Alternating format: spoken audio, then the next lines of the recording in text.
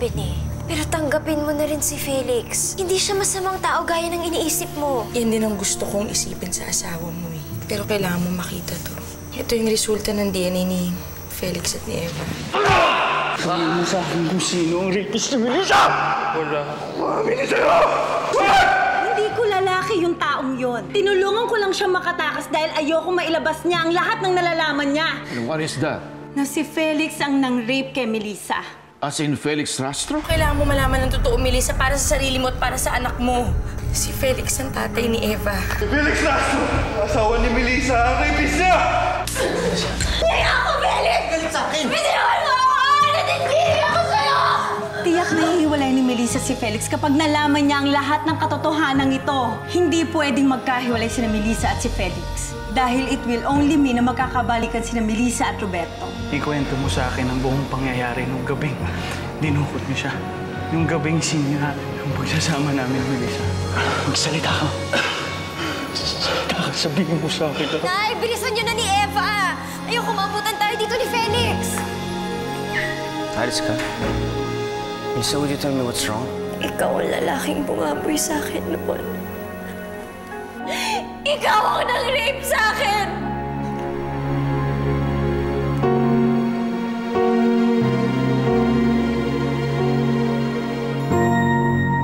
Ano? Bakit hindi ka makapagsalita dyan? Bakit hindi mo pagtakpan ang kasalanan mo?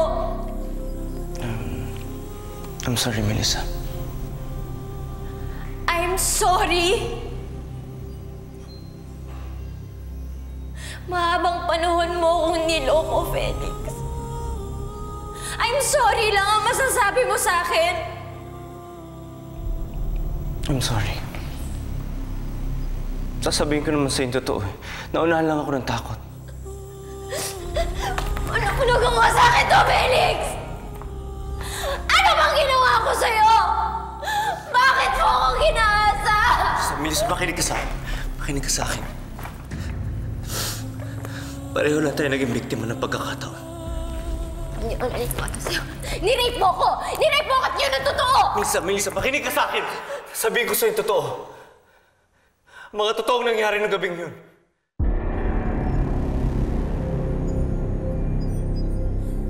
Lola Amor, saan po tayo pupunta? Doon muna tayo makikituloy sa bahay ng ninang ami mo. Tayo po nila Mami at Daddy? Hindi kasama ang daddy mo. Bakit po? Nag-away na naman po ba sila ni Mami? Oo eh. Bakit hindi na lang po sila magbati ni Mami? Pwede naman po yun, di po ba? Para hindi na po tayo umalis. Halika nga dito. Alam mo, Apo, medyo mabigat yung pinag-aawayan ngayon ng mami at daddy mo eh. Gaano po kabigat? Mas mabigat pa sa elephant? Ang mabuti pa, sundin na lang natin kung anong gusto ng mami mo.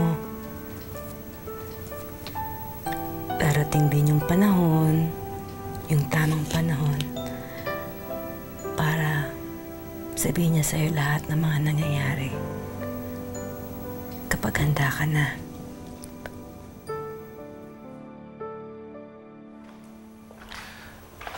Birthday ko ng gabing yan. Tumawag sa akin si Brian. Sinabi niya may regalo daw siya sa akin. Hindi ko naman alam kung ano. Hindi ko alam na dinukot ka lang pala nila. May pininom sila sa akin na kung ano-ano. Kaya wala na akong maalala ng gabing yun. Kaya hindi ko alam na nagawa ko yung ganong klaseng bagay sa'yo.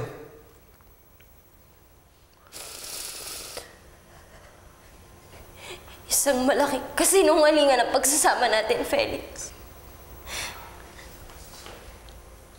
Paano mo ako mapapaniwala sa mga sinasabi mo? Dahil yun ang totoo, Melissa.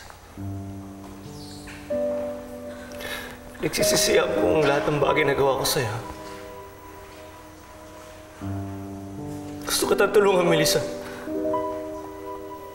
Naayusin ang nasira mong buhay. sa pag-asang magagawa kong umamin sa'yo. Pero minsan bago ko nagawa yun, umibig na ako sa'yo. Nag-isang malaking duwag ako, Melissa. Lalo ako naging duwag nung mahalin kita. Una pa lang, Felix, niloko mo na ako. At ngayon, binibilog mo na naman ang ulo ko. Sinusubukan paniwalaan sa mga kasinungalingan mo! Melissa. Mahal na mahal kita.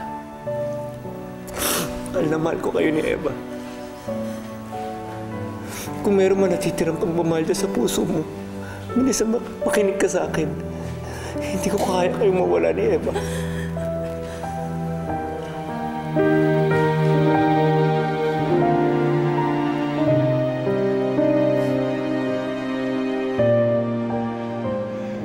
Yun ang totoo.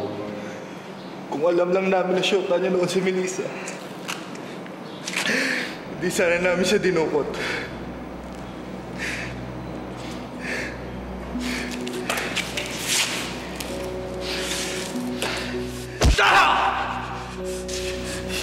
Sinira niyo kinabukasan namin, Melissa. Parawan niyo na, boss! Pakawalan niyo na ako. Dinukot lang namin si Melissa. Hindi kami ang gumalaw sa kanya. Si Felix na ang narip sa kanya.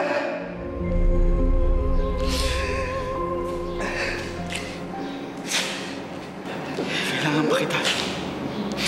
Kailangan pa kita para madiin si Felix. Kailangan pa kita. Para mapatunayan ko kay Melissa kung gaano kahayop ang asawa niya.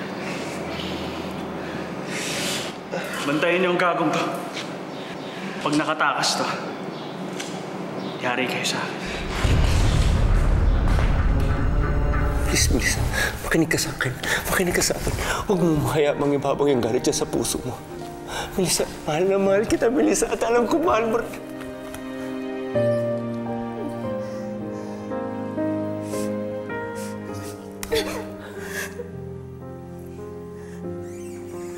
Sa tingin mo ba naniniwala ko sa'yo? Ginahasa mo ako, Felix! Nilapastangan mo ang pagkababae ko! Ninakaw mo ang dignidad ko! At hindi ka pa nakontento dun, ha? Pati puso ko kinuha mo! Pinakasalan mo ako para paglaruan ang buhay ko! Hindi, Melissa. Nakamali ka. Pinakasalan kita kasi mahal na mahal kita. Kayo ni Eva. Hindi mo anak si Eva. Ano ko si Eva, Melissa? Sa'yo na rin nanggaling, di ba? Ako ang tunay niyang ama. Hindi mo anak si Eva! Kayo po ba totoong daddy ko?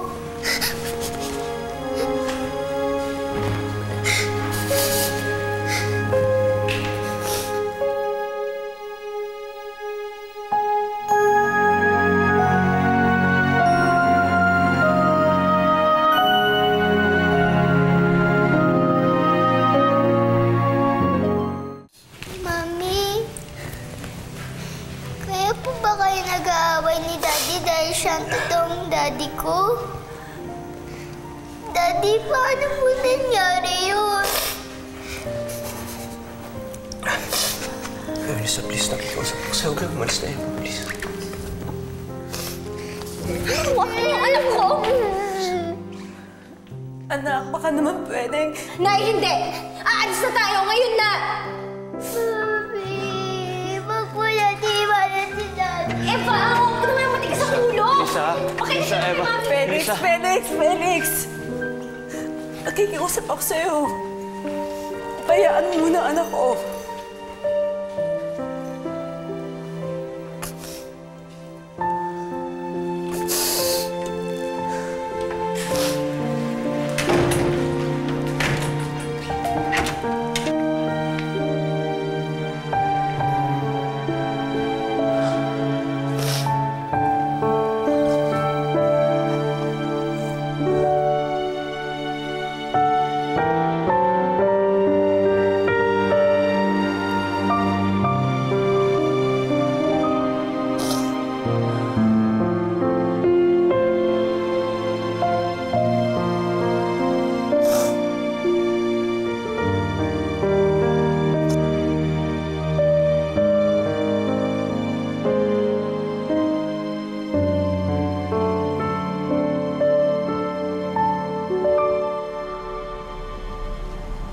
Ano? Nagre-ring ba ang cellphone ni Melissa? Wala. Wala pa rin. Hindi bale. Ipapaalam mo lang ba kay Melissa yung tungkol kay Felix? Baka naman, may baka na naman plano, kaya tayo susugod doon. Kailangan kong mailayo si Melissa sa asawa niyang rapist. Eh, paano kung hindi pumayag yung Felix? Hindi mapipilitan akong gamitin to sa kanya.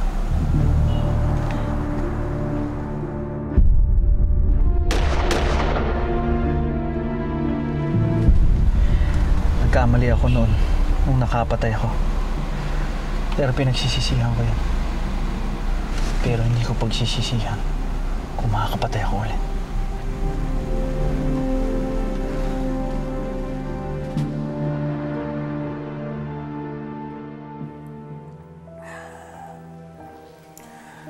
Kung hindi sana ako na doon, sana nandito pa si Melissa at si Eva ngayon. Dapat, noon mo pa sinabi yung totoo sa kanila. Dapat noon pa! Felix! Bigla kang nag-walk out sa board meeting kanina. And now this. Ano ba nangyayari sa'yo?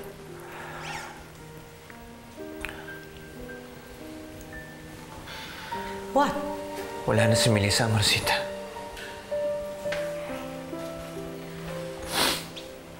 Umalis na sila ni Eva, iniwan na nila ako. Bakit? Ano ba pinagtatalunan ninyo? No more secrets, please, Felix. Hindi kita matutulungan kung palagi ka sa akin maglilihim.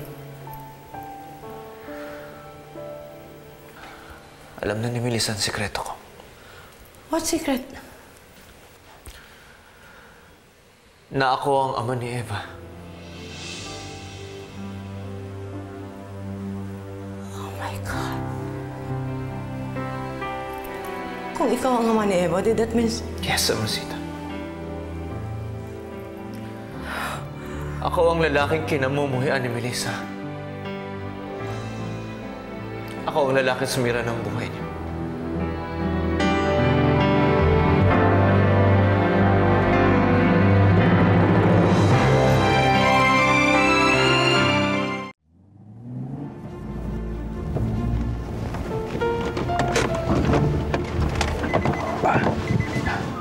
Melissa? Melissa? Guard, andiyan ba si Melissa? Melissa! Sir, kakaalis lang po. Alam mo pa kung saan siya napunta? Hindi nga po nagpaalam eh. Basta na lang po sila sumakay ng nanay niya at ni Eva sa taxi. Alam mo ba kung bakit sila umalis? Nag-away po yata sila ni Sir Felix. Sige po, sir. May gagawin pa po ako. Salamat. Wala naman pala si Melissa dito, pare. Saan siya hanapin ngayon? Malamang pumunta siya kina Ami. Pare, pasensya ka na, kaya lang may lakad pa ako. Paano hindi tayo makasamahan? Sige, ako nang bahala. Mas magiging madali para sa akin yan na sabihin kay Melissa ang totoo. Dahil magkaaway sila ng asawa niya. Tara.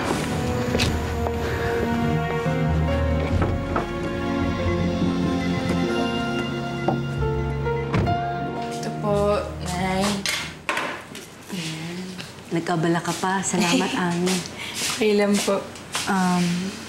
Sana mauna na kami kasi gusto na namin magpahinga ni Eva. Ay! Saan ba kami pwedeng Sige po, akit lang po kayo sa taas, sa kaliwa. Yun po. Hindi ka na, Eva. Maiwan Good na night, namin kayo, ha? baby.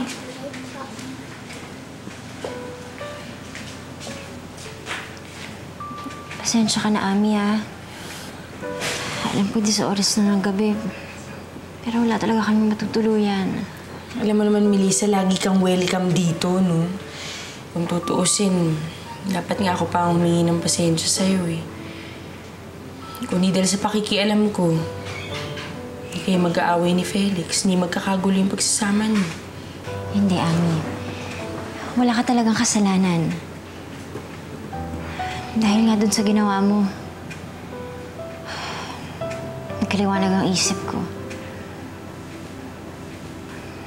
At nalaman ko totoong pagkatao ni Felix.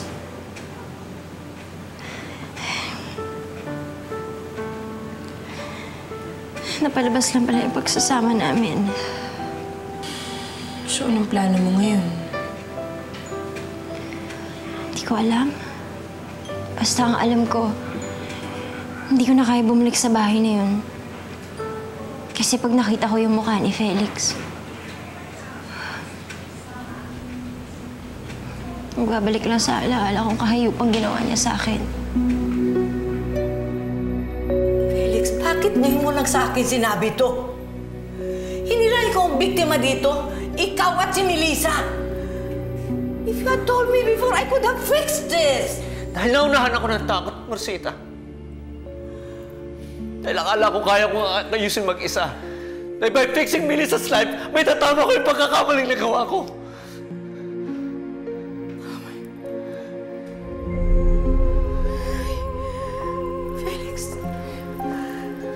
Felix, is that the reason why you married her? I married her because I love her. Sigurado ka ba sa sinasabi mong to? Or you're mistaking love for guilt or guilt for love? Felix, baka kaya naman pinakasalan mo si Melissa para pagtakpan ng kasalanan mo? Hindi niyo ba nadinig yung sinabi ko, Amorsita? Mahal ko si Melissa. Mahal na mahal.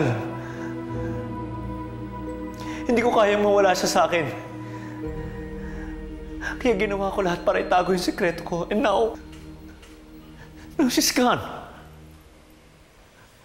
Sila ni Eva. Wala na sila. Wala na sila sa buhay ko.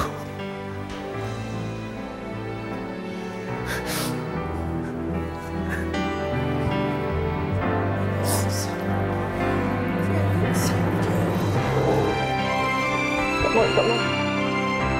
Everything will be alright.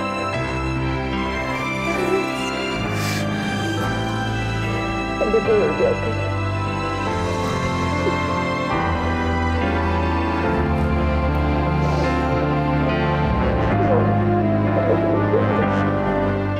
Guard, buksan mo yung gate! Felix! Felix, please, huwag ka nang umalis. Felix, ano ba? Hindi, Amorsita. Hindi ko pwede palampasin itong gabi hanggat yung nakausap si Melissa. Well, if you want to see her, let me find it for you, please! Go! Lasing na lasing. Ako may kasalanan sa kanya. Ako dapat kumausap sa kanya. Felix! Felix, please! Please, Felix! Oh my God!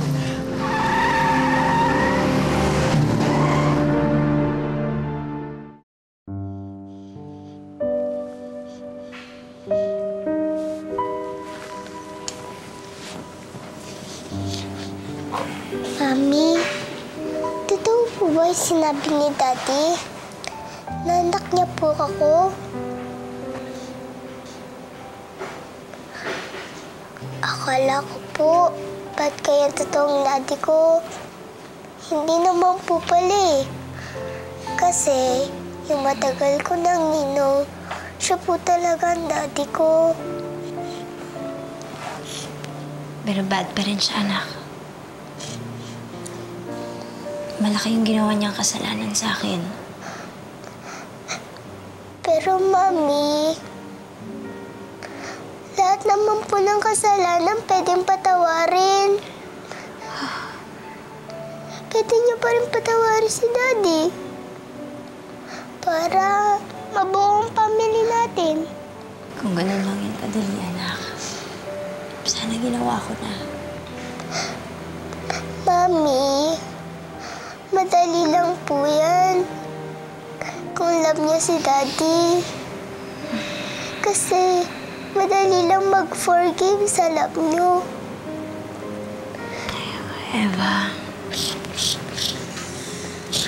Mami, love niyo pa rin po ba si Daddy?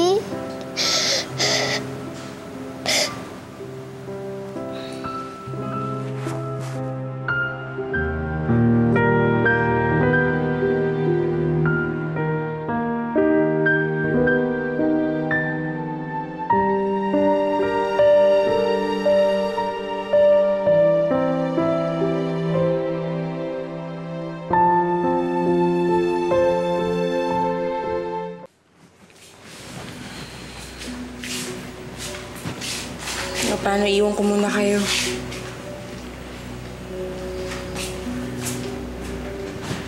Melissa, kanina pa kita sinusubukan tawagan. May kailangan ka malaman kay Felix.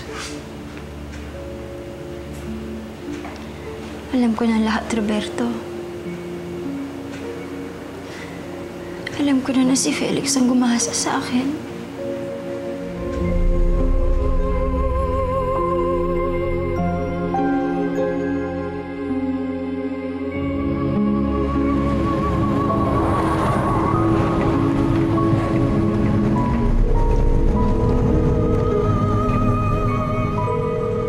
Melissa, sagutin mo yung phone. Melissa!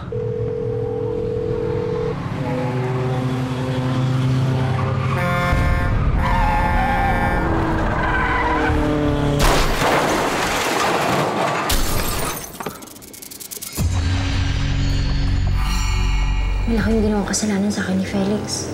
Pero sapat na ba yun para kalimutan ko yung pinagsamahan namin? Melissa, minahal mo siya kasi iniwan ka ni Roberto. Na si Felix din naman na may kasalanan. Si Roberto dapat ang asawa mo ngayon. Masayang-masaya ka siguro ngayon, no? At utang ko sa'yo kung bakit ako masaya. Kaya salamat ha. Dahil sa'yo, malapit na kami magkabalikan ni Melissa. I never once in my life begged for anything. Pero ngayon nakikiusap ako sa'yo. Pag nagmamakaawa, please forgive my son.